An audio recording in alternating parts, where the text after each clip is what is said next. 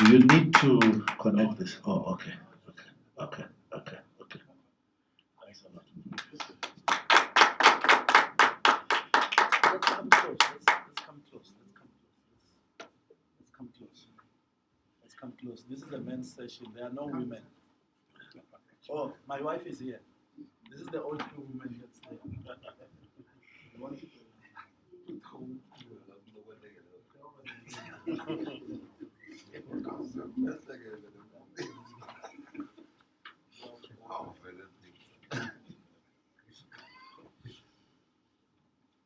Greetings,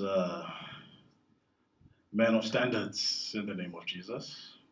Amen. It's indeed it's a wonderful day and a wonderful opportunity to be here amongst you and share with each other what is this thing about the whole man.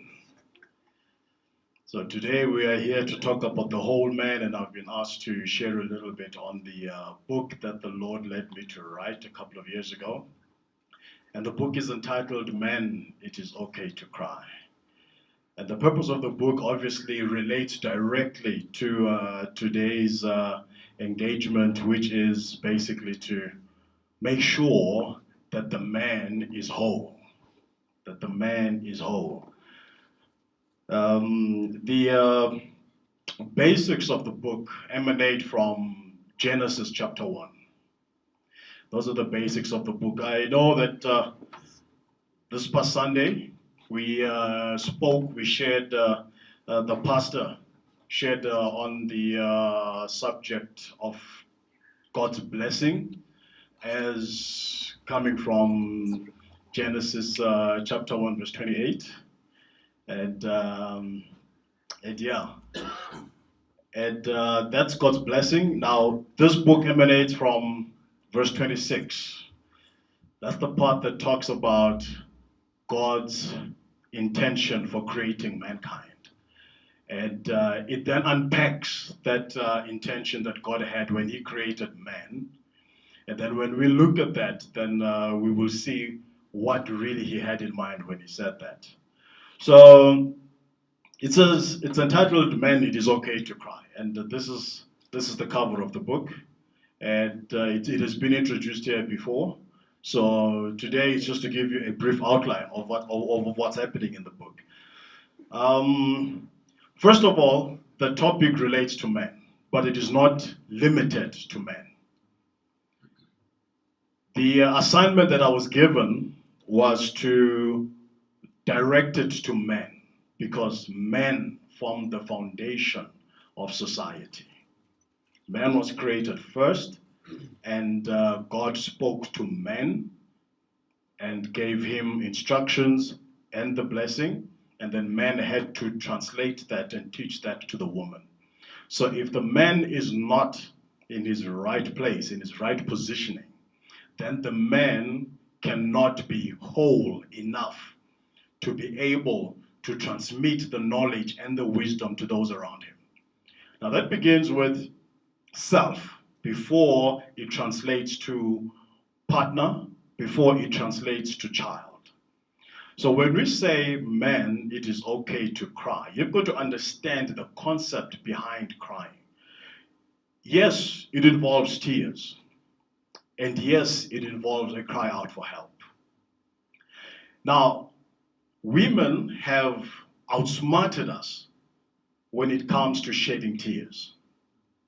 That is why they tend to outlive us. The body is a highly automated piece of equipment such that everything that it demands, it has a reason for that demand.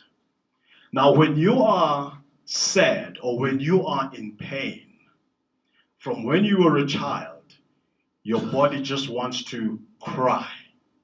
And also when you are excited, your body also wants to react, and you find yourself shedding some tears.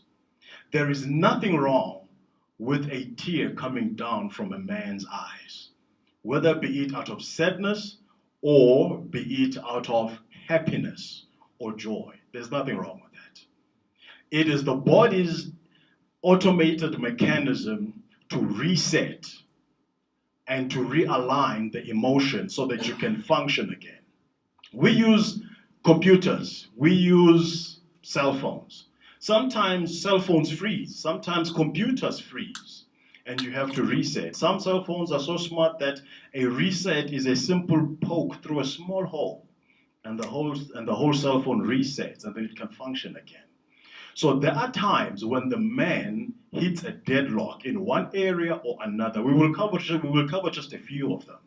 You hit a deadlock and you don't know what to do. The average person who is not Christ inclined tends to think that maybe I should end my life. And yet, if only that person just took time out to reset, then he would find that there are other avenues, there are other possibilities that he could explore so that he can be able to move on. Now, why do we need the man to reset? As I said, the man is a pillar of society. And the man being a pillar of society, without him in his rightful place, society takes a dump. Society suffers. We have all this crime that is happening today. We have all this anger, all this bitterness that is in society. We see it translating even on the roads, even on the streets. The other day I was driving and I overtook this bakkie. It was on the fast lane and driving slow, so I went onto the slow lane and I overtook this bakkie. And this man in this bakkie revved up, came in front of me and slammed on the brakes. I thought it was a mistake. Maybe it's because I was driving a small car at the time. I was driving a BMW Z4. So I shifted lanes and went to the fast lane because maybe he wants to turn in. He just decided. It was just the two of us on the road. And the man pulled over to the fast lane, slammed on the brakes again. We ended up driving at 10 kilometers per hour because I figured, okay, I gotta stay cool. This man is angry about something. And if you trace it back, you might find that somewhere at the back of his mind, something happened to him and now he is translating it to me. But then again, was it a lady? It was a man. So there's a whole lot of these things that are happening, all of these vices in society that are happening, simply because the man is misplaced. The long and short of the story is that at the time I was flying for the police, and I was in my full police uniform, flight overall and everything. We got to the robots, I opened the door, as if I was going to approach him. Of course, I wasn't going to do that. I just had to scare him with the police badges and everything. I opened the door, I approached his car on a red light. He drove straight through the red light because he saw he was in trouble. He just messed with the wrong guy. A man was angry. He just could not reset. I had to reset on the spot as I was driving. Instead of responding to his bitterness, I had to calm down and say, all right, let me take it easy. 10 kilometers an hour for like half a kilometer is not nice. And it's only the two of you on a 3-lane road. That's something serious. Anyway, so that is why now, that is what the book is about. It challenges the man to be able to focus on his emotions, to look back into himself so that he can fix himself and then come right. And if he cannot fix himself, then the man needs to be able to cry out for help from somebody else. We exist as a community. We do not exist as islands. When God did his creation, 6 days of creation, every single day he said he looked upon his creation and said it was good.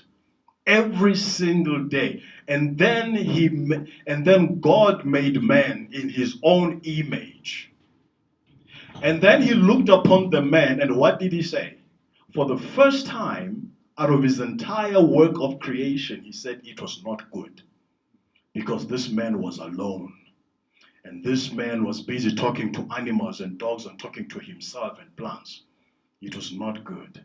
Now that tells you that for the man to be alone, it is not good. You have got to have a community that you exist with. Yes, in this case, one could relate it to a spouse, but even in your own personal life, you cannot exist as an island. You need somebody. I need somebody to advise me on business. I need somebody to advise me on legal matters. I need somebody to advise me on professional matters as per career. I need somebody to advise me on relationship matters. I do not know it all. But the man needs to be able to acknowledge that first so that he can then seek help. So in the book, you will find that as you go through it, there is a part where there are parts where it is emphasized that improvement begins with introspection.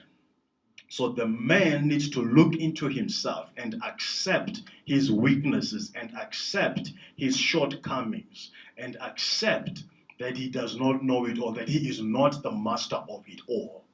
And then when he knows what his weaknesses are, then he will know where to go to look for help. Now, which also makes it important, therefore, for the man to be able to identify the relevant players whom he can associate himself with so that he may be empowered. So that is why then it is important for the man to cry out for help. If you are excited, it is okay to scream out and shout and be happy and run around. David did it. Mighty man of God, a man after God's own heart. He did it. He danced around. The Ark of the Covenant was coming in. He danced around until all his pants were almost off and he was probably left in his underwears. He was excited. He didn't care. And then when his child with Bathsheba was dead, or when he was told that he was going to die, he fasted. He cried. He rolled on the floor forever, begging the Lord. Those were emotions, and that is how he was managing those emotions. That is why after the death of the child, then he was able to rise up and move forward. You cannot rise up and move forward unless you have had time to reset. That is why you will always hear people say, take time to mourn. You can mourn a death of a person. You can mourn the death of a business. You can mourn the death of a relationship. You can mourn a loss of any nature, a loss of a business venture. The other day I was trying out some trading and I lost all my money. And I emailed them back. I was like, your system is crooked because I told it to shut down. It didn't shut down. The next morning my money was gone. Bring it back. I lost money. I was trading in dollars and all my dollars were wiped out. I told them to bring back my money. They brought it back and I lost it again. But hey, that's the way life goes. We learn from these things, right? So I can laugh about it because I accepted it that, you know what, you win some, you lose some. Learn from whatever things you do. So the whole point is you learn from your mistakes and then you shout out for help and find somebody to equip you. Now, there's a couple of chapters in the book that I cover here. I've just spoken a bit about joy and pain.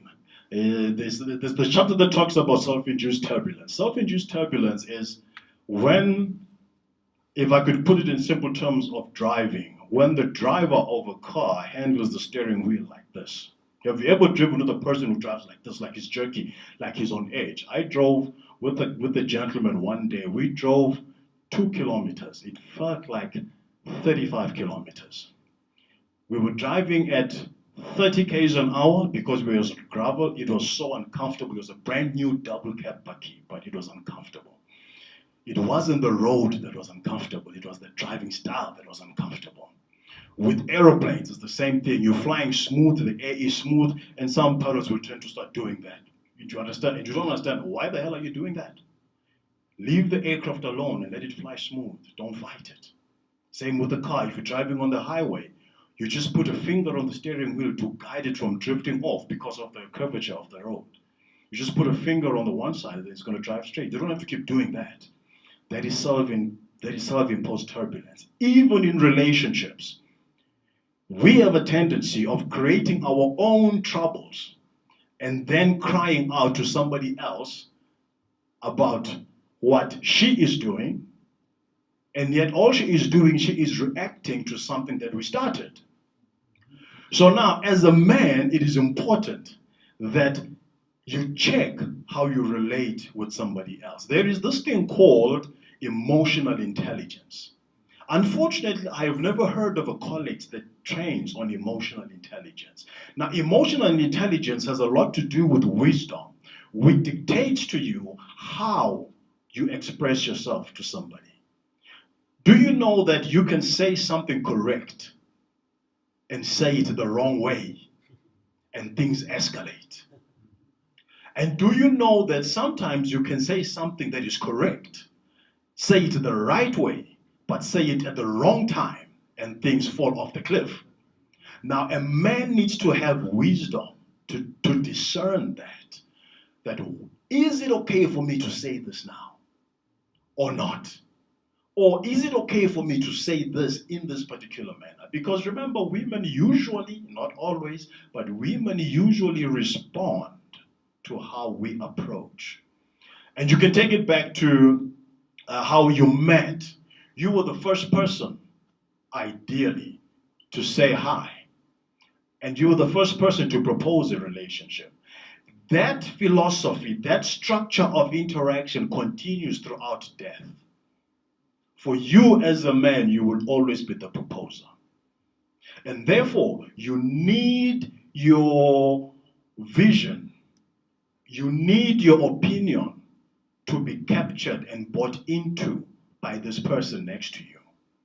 And for that to happen, you've got to be careful on how you relate with this person, because you need them to buy into this thing as soon as possible. You see, I myself, I will admit, I am patient, but my patience can run short. So I want to express myself within a given space of time, and I need to be heard. So now, if I'm going to be heard within this short space of time, I need to be effective. So I need to employ a lot of emotional intelligence so that I can break through this person next to me in a manner that she will understand and buy into what I'm saying. And then we move forward. But if you come in the wrong way, you will spend 3 years discussing one thing and you will never find a solution. And yet, with the right approach, you could have done that in a simple 15-minute conversation. At times, it even calls for you to even apologize for something you know you shouldn't be apologizing for, but just because it will ease her emotions, and then she can buy into the bigger picture. Remember, you want the bigger picture. The being correct now is nothing, because then it'll cause strife for the next 2 years. But if you can play it down and then get to win on the bigger picture, then that's even more better. Lose 10% and gain 90%.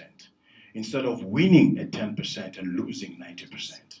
Because when you do it like that, then chances are there will be strife in the relationship, and there may even be divorce that might follow because of that. It's not about being right, it's about being wise. Emotional intelligence is of utmost importance. I do cover that in the book. And in another chapter, I talk about no room for mediocrity. That speaks for itself. As a man, you've got to set the standard. In this church, we are called men of standards. You cannot be a man of standards if you do not toe the line and be excellent at whatever you do. Now remember, it all begins with self. Be excellent with yourself, how you present yourself. Remember, one of these verses, they talk about David being acknowledged to go and serve Saul. And in that acknowledgement, the statement that comes through is that he is an expert, he is a professional, he is well presentable, he is eloquent. These are the attributes given to David, apart from the fact that he plays the harp very well. So you need to be excellent, and the Bible says God rejoices at our excellence. So if we want God to rejoice about us as men, we cannot be mediocre. At every assignment we are given, we have got to excel. First, excel with myself. And then excel with the partner. Anything I do with the partner, I must excel in speech, I must excel in deed. Yes, in the bedroom, I must excel. I must excel with raising the children. I must be a present father.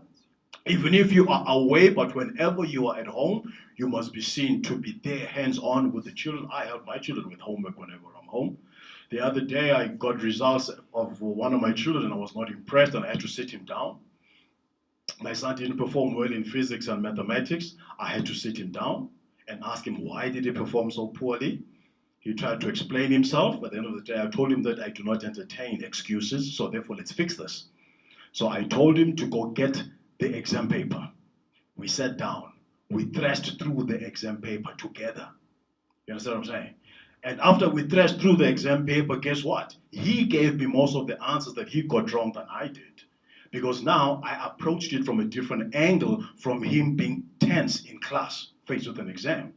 So I was leading him on. I was like, okay, now, what do you understand about this concept? Or this is what I understand about this concept. Okay, so now if you do this and that, what do you think is going to happen? This is going to happen now. So then, therefore, moving forward, what do you suggest?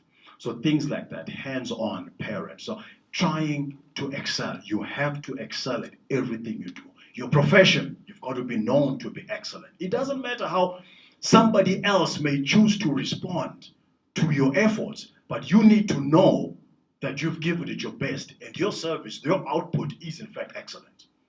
We cannot control how people respond to our excellent service because some of them will respond out of envy, some out of jealousy. So we're not bothered about that. What we should be bothered with is whatever we do, God should be satisfied. And if you want God to be happy, He rejoices at our excellence. No room for mediocrity. And then we talk about poverty. Jesus talks about poverty. What's his name? David talks about poverty. I think it's Psalms 34 or something. That the poor man cries out to God and God hears him. And Jesus said, I've brought the kingdom to the poor. So which means there is something about poverty that made Jesus to come down and address this kingdom philosophy amongst men. Because men were thinking poverty. Men were acting poor.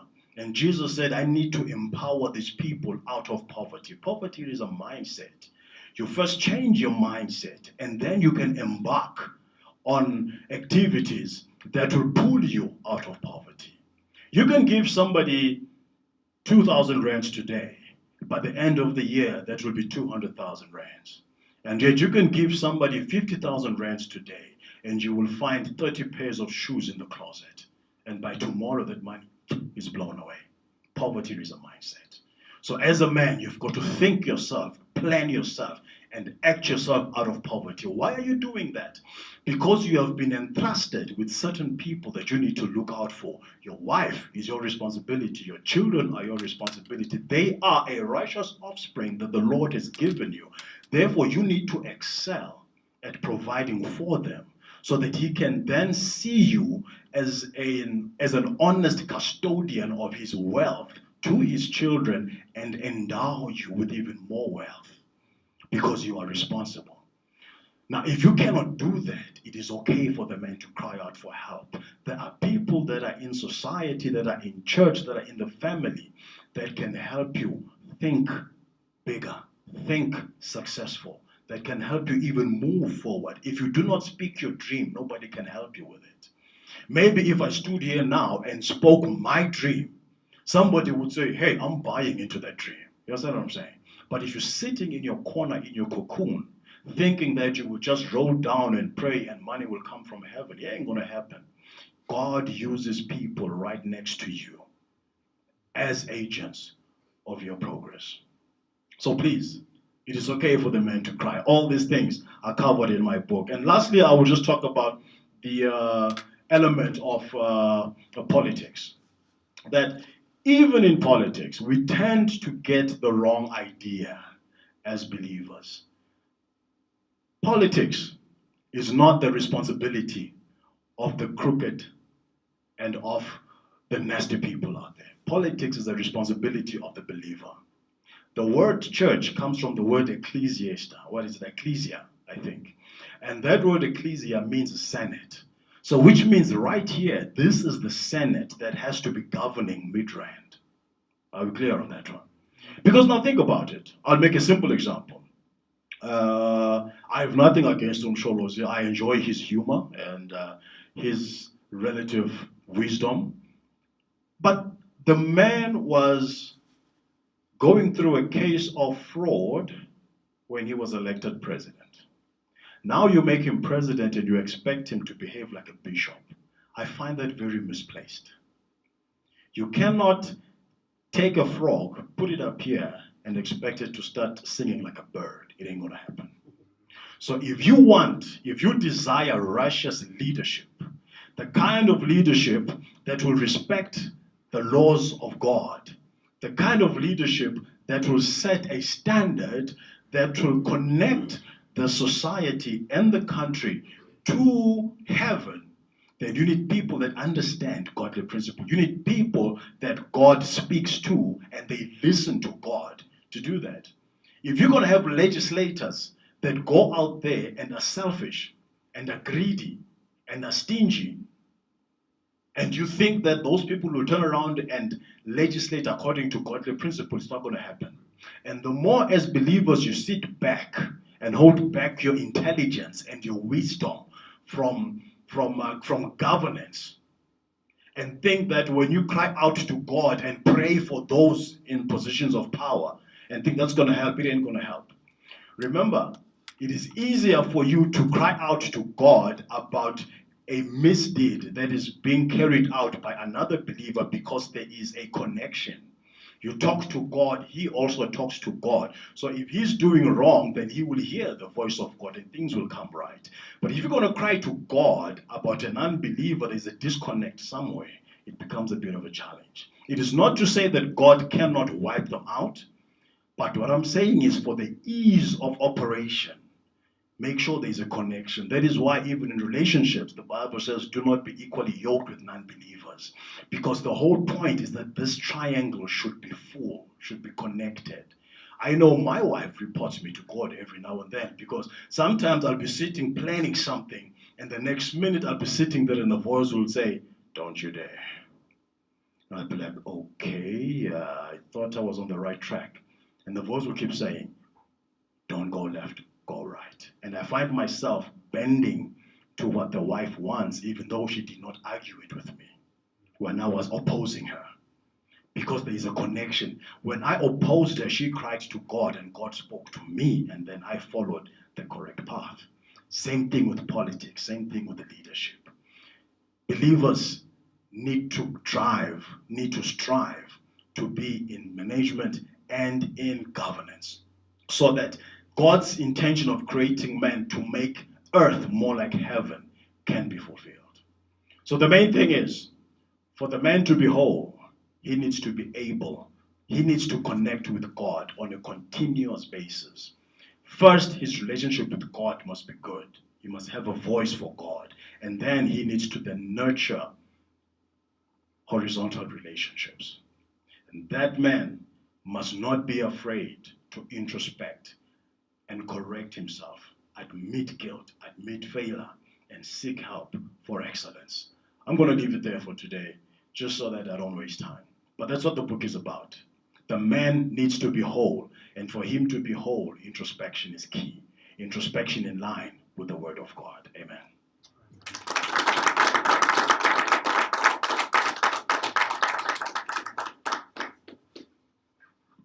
Hallelujah. Thank you so much, Mr. Clemente. One of the things that is happening is what I'm going to talk about and what you are talking about are the same thing. But can we have the men in here greet one another?